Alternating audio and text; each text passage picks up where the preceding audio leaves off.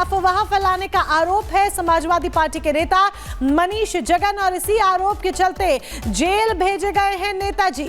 लखनऊ में जेल भेजे गए समाजवादी पार्टी के नेता मनीष जगन। आरोप महाकुंभ में अफवाह फैलाने का। दरअसल उत्तर प्रदेश सरकार की पैनी नजर है कि महाकुंभ को लेकर कोई भी अफवाह ना फैलाए। अगर कोई भ्रामक पोस्ट करता है या सोशल मीडिया प्लेटफॉर्म्स का सहारा लेता है अफवाह फैलाने के लिए या भ्रामक पोस्ट के जरिए माहौल को खराब करने की कोशिश करता है, शांति भंग करने की कोशिश करता है, तो उस पर सख्त एक्शन लिया जा रहा है, उसके खिलाफ सख्त कार्रवाई की जा रही है। और इसी क्रम में नप गए हैं समाजवादी पार्टी के नेता मनीष जगन, जिन पर शांति भंग करने का आरोप है। और अजय हमारे साथ लगातार बने हुए हैं, अजय का रुख करेंगे। अजय, देखिए समाजवादी पार्टी के नेता नप गए हैं। सपा के नेता इससे पहले भी लगातार अलग अलग बयानबाजी, अनर्गल बयानबाजी महाकुंभ को लेकर करते रहे हैं, लेकिन अब सपा के नेता पर एक्शन हुआ है।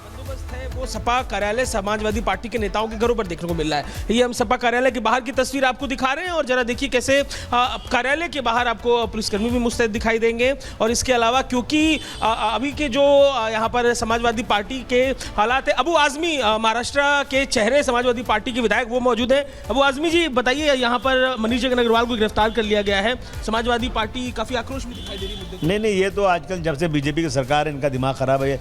ये बिल्कुल समाजवादी पार्टी को क्रश करना चाहते हैं। समाजवादी पार्टी ही पार्टी है जो बीजेपी से लड़ करके इनकी सांप्रदायिकता खत्म करेगी। तो ये लोग हमारे लोगों को अनायास कुछ भी होता है ना तो उनके ऊपर जुल्म ज्यादती करते हैं, झूठे केसेस कर रहे हैं, लोग गिरफ्तार कर रहे हैं। ये समाजवादी पार्टी इस पर आंदोलन करेगी। आंदोलन की तैयारी है, क्या फीडबैक आपको राष्ट्रीय अध्यक्ष से मिला है? अभी जा रहा हूँ, बात करूँगा। अभी तो मेरी मुलाकात नहीं हुई है, मैंने बम्बई से आने के बाद ये बात सुनी है, देखते हैं क्या होता है। तो अबू आजमी देखिए अपनी बात रखते हुए दिखाई दे रहे हैं। इसके अलावा महत्वपूर्ण ये है कि जिस तरीके से ये गिरफ्तारी हुई है उसको लेकर पार्टी के जो कार्यकर्ता हैं आक्रोश में हैं। ये भी तमाम तस्वीरें देखने को यहाँ पर मिल रही है।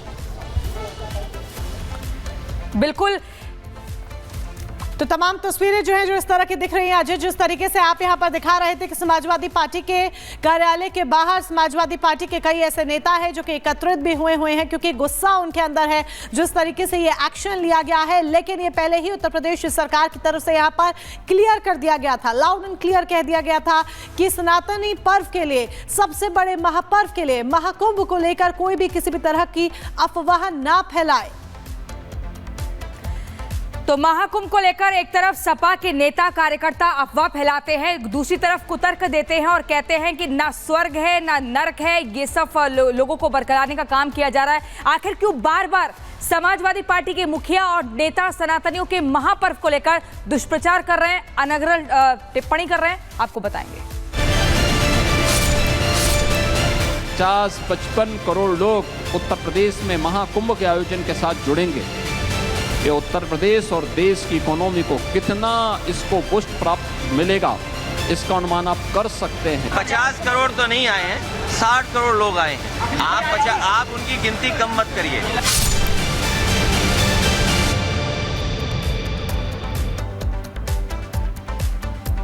प्रयागराज महाकुंभ में सनातनी हर दिन नया रिकॉर्ड बना रहे हैं। श्रद्धालुओं की भीड़ ऐसा महा रिकॉर्ड बना रही है जो पहले ना कभी किसी ने देखा है ना सुना है। अब तक 50 करोड़ से ज्यादा लोग संगम में डुबकी लगा चुके हैं और लगातार ये आंकड़ा बढ़ता ही जा रहा है।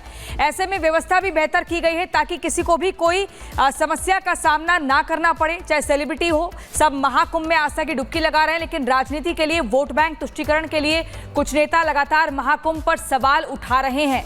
समाजवादी पार्टी के मुखिया अखिलेश यादव खुद कुंभ में डुबकी लगा चुके हैं, लेकिन तुष्टीकरण की सियासत के लिए अपने सांसद अफजाल अंसारी के विवादित बयान के बचाव में बेतुका तर्क भी दे रहे हैं। अखिलेश के बयान से साधु संतों में आक्रोश है।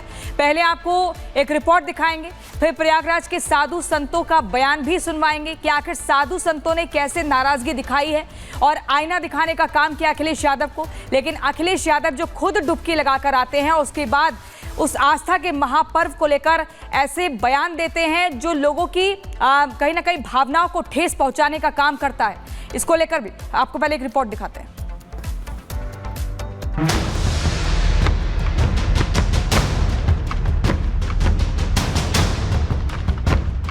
कि संगम तट पे नहा करके व्यक्ति पवित्र हो जाएगा, पाप धुल जाएगा। लग रहा है कि नर्क में तो कोई बचे ही नहीं।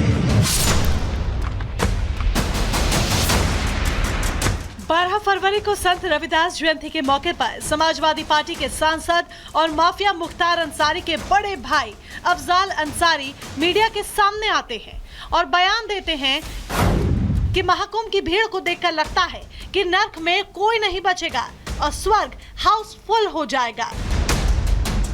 संगम तट पे नहा करके व्यक्ति पवित्र हो जाएगा, पाप धुल जाएगा, वैकुंठ में जाने का रास्ता खुल जाएगा। क्या उससे तो लग रहा है कि नर्क में तो कोई बचे ही नहीं। अफजाल अंसारी सनातनी परंपरा पर तीखा कटाक्ष करते हैं तो विवाद भी होता है। सनातनियों की तरफ से सपा सांसद अफजाल अंसारी के खिलाफ कार्रवाई की मांग होती है तो असंख्य सनातनियों की तरफ से ये सवाल भी उठाए जाते हैं कि महाकुंभ की महिमा का मजाक उड़ाने वाले अफजाल अंसारी के पाप और पुण्य का हिसाब कब होगा। विवाद बढ़ता है तो आपत्तिजनक टिप्पणी करने के आरोप में अफजाल अंसारी के खिलाफ मुकदमा भी दर्ज होता है। अफजाल अंसारी अभी गाजीपुर से सपा सांसद हैं और ये माफिया मुख्तार अंसारी के बड़े भाई हैं। लेकिन सवाल सिर्फ अफजाल अंसारी का नहीं, क्योंकि पार्टी के मुखिया अखिलेश यादव खुद लगातार महाकुंभ को लेकर कई कटाक्ष कर चुके हैं। अखिलेश यादव ने महाकुंभ की शुरुआत के समय कहा था कि ट्रेनें खाली जा रही हैं, महाकुंभ कोई नहीं आना चाहता और अब सनातनियों की भीड़ देखकर अखिलेश यादव कह रहे हैं कि योगी सरकार ने व्यवस्थाएं अच्छी नहीं की, जिससे महाकुंभ आने वाले श्रद्धालुओं को दिक्कत हो रही है। सरकार का हर आंकड़ा फर्जी। कुछ ट्रेनें खाली आ रही हैं, सुनने में आया गोरखपुर वाली खाली ट्रेन गई है पूरी। विकसित भारत का सपना बीजेपी के लोग देख रहे हैं, तो जो लोग सड़कों पे चल रहे हैं, जो कुंभ में आए हैं, उनको इतनी तकलीफ परेशानी का सामना नहीं करना पड़ता और सड़कें और जो स्थान जाना चाहते थे वो अच्छे होते। बात सिर्फ समाजवादी पार्टी और उसके मुखिया अखिलेश यादव की नहीं है, क्योंकि सनातनी परंपरा और हिंदुओं की आस्था पर सवाल उठाने वालों की लिस्ट में अब शिवसेना उद्धव गुट का नाम भी जुड़ गया है।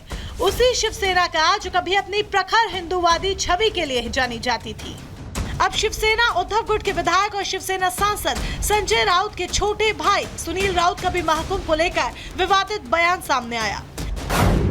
संजय राउत के छोटे भाई सुनील राउत कहते हैं कि मैं 2 दिन तक प्रयागराज में था, महाकुंभ का मजा देख रहा था, कौन कितने पाप धुल रहा है ये देख रहा था। लोगों को पाप धोता देख मेरे मन में ख्याल आया कि कहीं उनके पाप मेरे बदन में न चिपक जाए। ये सोचकर मैंने डुबकी ही नहीं लगाई और बिना डुबकी लगाए चला आया। आले कोई बऱ्याच लोकांनी माझ्या पाय पडले। मी प्रयागराजला होतो का आजच आलो मुंबई सकाळी। 2 दिवस प्रयागराजची मजा घेत होतो। कोणी किती पाप धुतली ती पाहत होतो आणि पाप धुतलेली बघता बघता मला असं वाटलं की पाप माझ्याच अंगाला चिकटतील की काय, म्हणून मी डुबकीच मारली। जिस तरह संजय राउत के भाई सुनील राउत ने सनातनी परंपरा का मजाक बनाया, उस पर बीजेपी की तरफ से भी जवाब आया है और बीजेपी नेता राम कदम ने सुनील राउत को सनातनी विरोधी बताया। हिंदुओं की आलोचना, हिंदू धर्म की आलोचना, ये आपका और श्रीमान उद्धव ठाकरे जी का प्रातः सांझ ये रोज का नित्य कर्म बना हुआ है, तो क्या आप संगम के डुब्बी पर भी कटाक्ष करोगे? यह सनातन हिंदुओं का घोर अपमान है।